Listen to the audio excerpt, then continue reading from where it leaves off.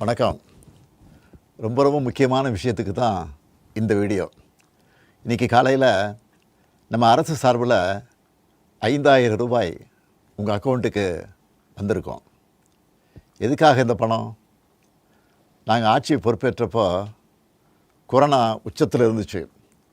அதை சமாளித்து மக்களின் உயிரை காத்தது மட்டும் இல்லை, அவங்க வாழ்வாதாரத்தை காக்க 4,000 ரூபாய் நிவாரணத் தொகையையும் வழங்கணும்.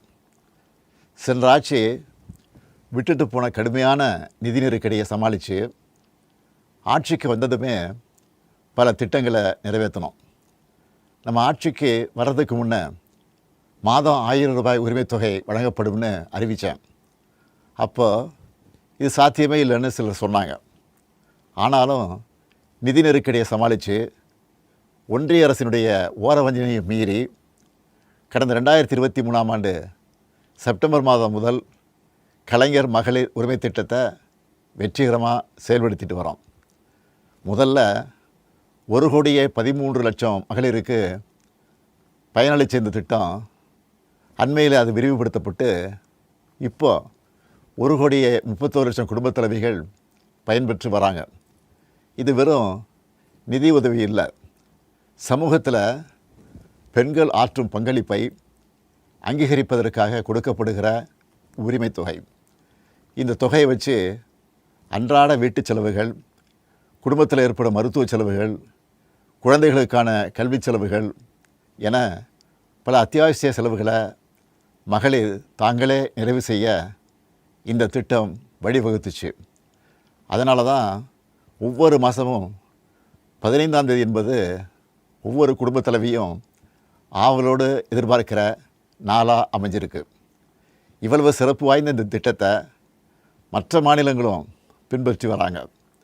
இந்த உரிமைத் தொகையை மேம்படுத்தணும்னு நாம் செயல்பட்டு வந்தால் அதுக்கு எதிராக டெல்லியில் இருக்கக்கூடிய ஒரு கூட்டமும், தமிழ்நாட்டில் அவங்களுக்கு அடிமையாக இருக்கக்கூடிய இன்னொரு கூட்டமும் எதிர்வரும் சட்டமன்ற தேர்தலை காரணம் காட்டி அடுத்த 3 மாதத்துக்கு இந்த மகளிர் உரிமைத் தொகையை நிறுத்த சூழ்ச்சி செய்கிறதா தகவல் வருது.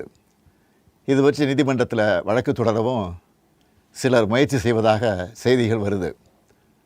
1,31,00,000 மகளிர் உழைப்பை அங்கீகரிக்கிற இந்த திட்டத்தை 3 மாதம் நிறுத்தி வச்சா நீங்கள் எவ்வளவு சிரமங்களுக்கு ஆளாவீங்கன்னு உங்கள் வீட்டில் ஒருத்தனாக இருக்கக்கூடிய எனக்கு நல்லா தெரியும். கடும் வெயிலில் வேலைக்கு போக கஷ்டமான கோடை காலத்தில் இந்த தொகை நிறுத்தப்பட்டால் உங்களுக்கு எவ்வளவு வலி ஏற்படும்னு என்னால் உணர முடியுது. உங்கள் மாதாந்திர செலவை எப்படி சமாளிப்பீங்க?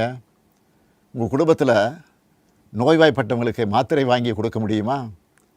குழந்தைகள் தேர்வு எழுதுகிற காலத்தில் அவங்களுக்கு உணவு கொடுப்பதிலிருந்து தேவையான கல்வி செலவுகளை செய்ய முடியுமா?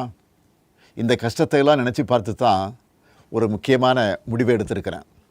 அதன்படி இந்த பிப்ரவரி மாதம் மட்டும் இல்லாமல் அடுத்த 2 மாதம், அதாவது மார்ச் ஏப்ரலுக்கான உரிமைத் தொகை தவணைகளை சேர்த்து 3,000 ரூபாயும், கூடுதலாக கோடைக்கால செலவுகளை கருத்தில் கொண்டு மேலும் 2,000 ரூபாய் சிறப்பு தொகையும் சேர்த்து இந்த பிப்ரவரி மாதம் 5,000 ரூபாயை சிறப்பு மகளிர் உரிமைத் தொகையாக 1,31,00,000 பெண்களுக்கு வழங்க உத்தரவிட்டிருக்கிறேன்.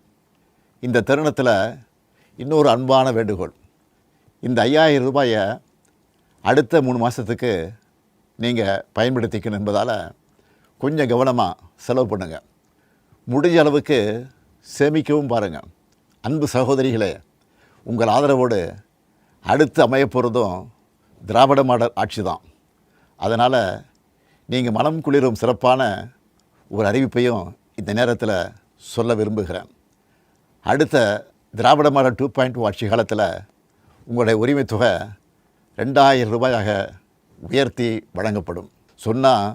சொன்னதை செய்கிற முத்துவேல் கருணாநிதி ஸ்டாலின் கொடுக்கிற வாக்குறுதி இது. இதையும் எப்படி பண்ணுவோம்னு சிலர் கேட்கலாம். கடந்த ஆட்சியின் 10 ஆண்டுகளில் தமிழ்நாடு அடைய முடியாத பொருளாதார வளர்ச்சியை இந்தியாவே திரும்பி பார்க்க அளவுக்கு சாதித்து காட்டினவங்க நாங்கள். அதனால் எந்த தடை வந்தாலும் அதையெல்லாம் தாண்டி தமிழ்நாடே வெல்வோம் ஒன்றாக.